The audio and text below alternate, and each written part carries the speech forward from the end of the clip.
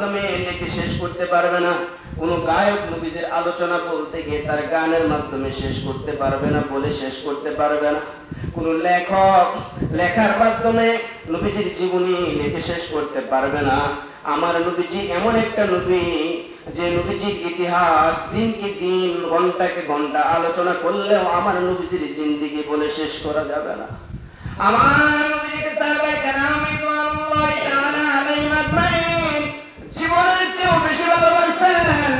আমি আপনি আশিক রাসূল দাবি করি, আমার জীবনের চেয়ে বেশি তো আল্লাহ নবীজিকে ভালোবাসতে পারি না।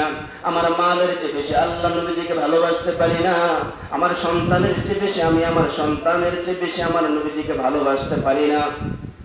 কিন্তু আল্লাহ নবীজি বললেন, লা ইউমিনু আহাদুকুম হাত্তা আকুনা আহাব্বা ইলাইহি মিন ওয়ালিদিহি ওয়া ওয়ালাদিহি ওয়ান নাসি আজমাইন।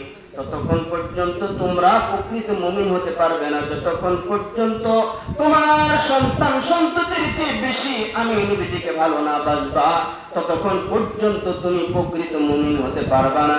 চিন্তার সময় আসছে, চিন্তার সময় আসছে, আমার সন্তানের চেয়ে বেশি, আমার স্ত্রীর চেয়ে বেশি, আমার মালের চেয়ে বেশি কি আল্লাহ নবীজিকে ভালোবাসি কি বাসি না?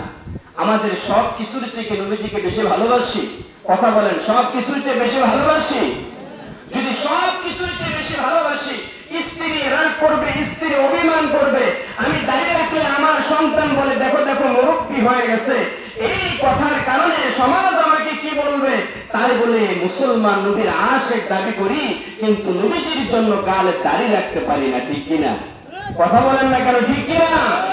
সব কিছুর চেয়ে নবীজিকে বেশি ভালোবাসা লাগবে।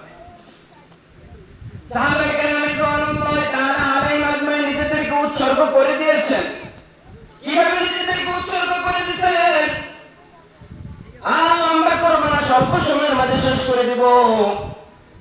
হযরত আমর ইবনে আস রাদিয়াল্লাহু তাআলা মিশর জয় করতেছিলেন, যুদ্ধ করতে করতে জেরুজালেম পর্যন্ত হযরত আমর ইবনে আস রাদিয়াল্লাহু তাআলা আনহু চলে গেছে।